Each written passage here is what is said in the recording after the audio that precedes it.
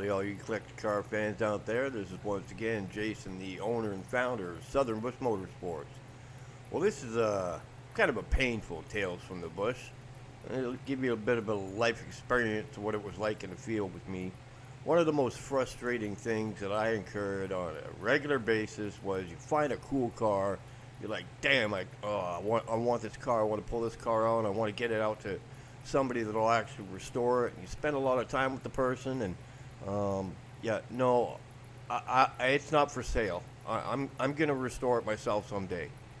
No, you're not. You're lying. It's been sitting here for God knows how long. You haven't done a damn thing to it. You're not gonna restore this car. Let me get the opportunity to get it out to somebody that will cherish this beautiful car and restore it. 65 Malibu SS convertible. It might have been a 64, 442 convertible. I mean, these are all cars that you're seeing here that I've come across where I wanted to get it out.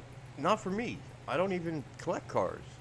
My whole career, I didn't collect cars. Until the very end, I built up a massive collection. But 20 plus years, all I did was wanted to get these cars out of the drastic situations that they were in to people like you and other people that would want this car. In the 340 Sublime Green Challenger, completely untouched car, super solid, so a few rust spots here and there. Yeah, that's a Hemi RT convertible Challenger. It was just so painful dealing with these people. I understand wanting to hold on to these cars, and I understand you got some history with it and stuff, but you're never going to do anything with this car. And it takes a lot of finessing and learning how to talk to people and dealing with every individual different type of person. And you're not trying to work them, but you are. That's a Challenger RT convertible right there. I believe that was a six-pack car, actually, if you look on the side of the hood. And here's a tip I can give you from experience. If you're driving around, you decide to pick a Saturday and you want to go out with the kid or something, go out by yourself, and you got your maps with you, you got your GPS with you, you got your binoculars and all that stuff. You're going out looking for a car. It's a six-pack Superbird right there, just sitting there rotting all to hell. If you see an old muscle car, the infamous Sherry's Toy Hemi Superbird, look for that thing forever. Found it in Florida. Got a couple pictures over a fence and got run off. SS 396 Chevelle, sitting, rotting, was the brother's car. Brother wouldn't have anything to do with selling it. It's a Hemi, 70 Hemi Charger right there. Yeah, I'm gonna fix this car one day myself. You're not gonna do it, or you would have done it. So if you're driving around, you're looking, and you see a nice car sitting out by the roadway, don't even bother to stop. People do that because they love people coming in and asking if the car's for sale, just so they can. There's the Hemi engine in that car, original one, untouched, unremoved. They just want people to stop, talk to them about the car. 9 times out of 10, they're never going to sell you the car. Listen, I've found some cars where I have thrown ridiculous money. I've put $50,000, $100,000 cash on the hood of the car.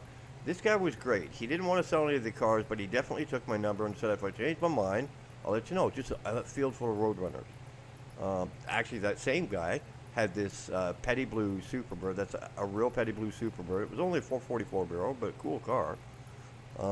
That's a 70 Hemi Charger.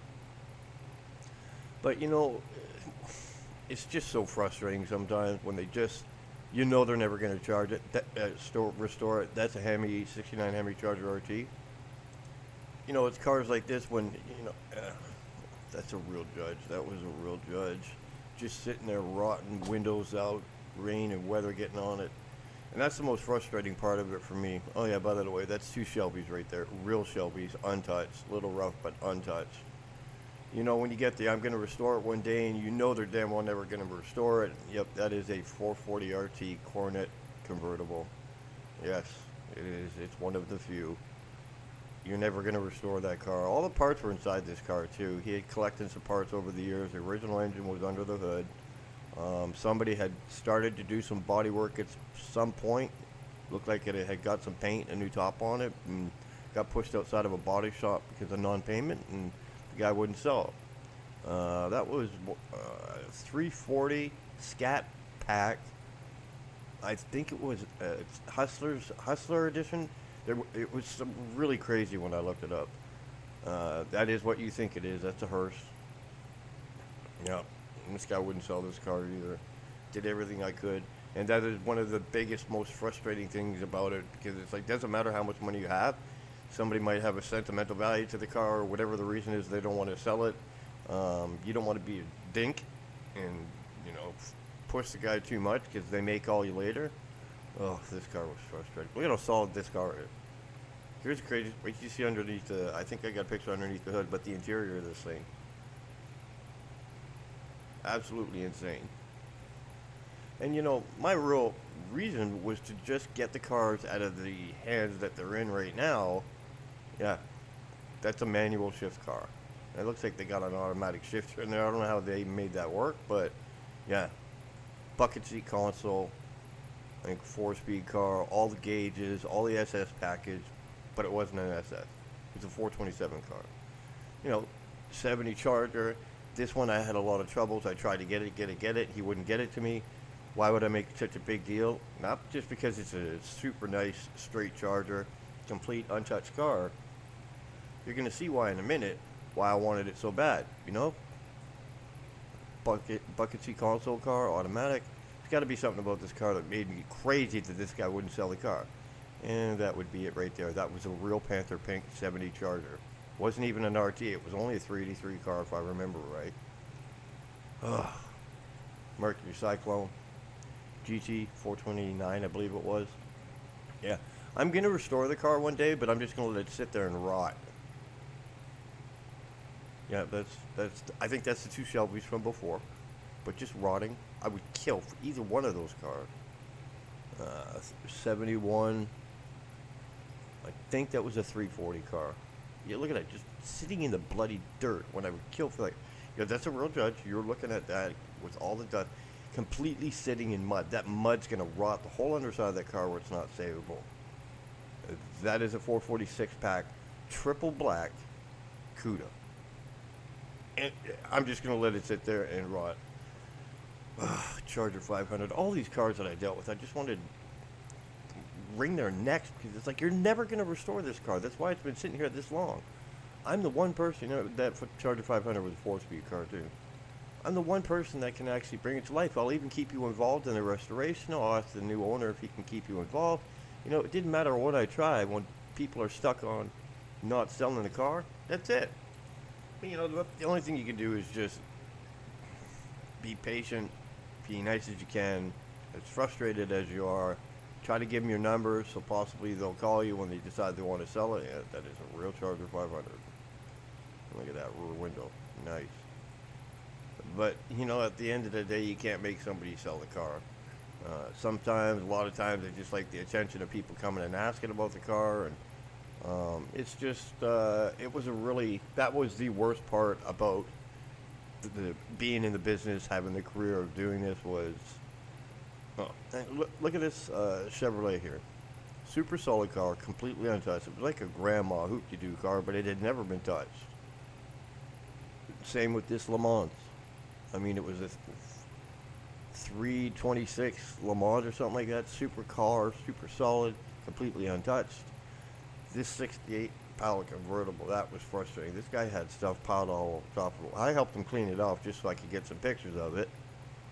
Super solid, all original, completely untouched, belonged to his granddad. I said, look, just tell me how much you want for the car. You know? It's not like it's a super rare classic, but I mean, the car was completely untouched, and it really didn't need to be restored. It just needed to be cleaned up. No, I don't want to sell it. It's a 396 car, too. I don't want to sell it. I believe that was a 396 car. Yeah, it looks like that. But, you know, the guy he didn't want to sell it. It was just too much sentimental value. That's not one of my pictures, but, you know, that thing looks like it was a flood car, actually. But that's a real Daytona right there. And that is a real Panther Pink 6-pack Super B. A real one. Rotted all to heck. Barely not even savable. AAR CUDA. Hood sitting on the ground. Engine getting water in it. Windows out of it. Water. No, I don't want to sell it. I'm going to restore it one day. That is a real GTO. No, I don't want to sell it. I'm going to restore it one day, and, you know, I'm sorry.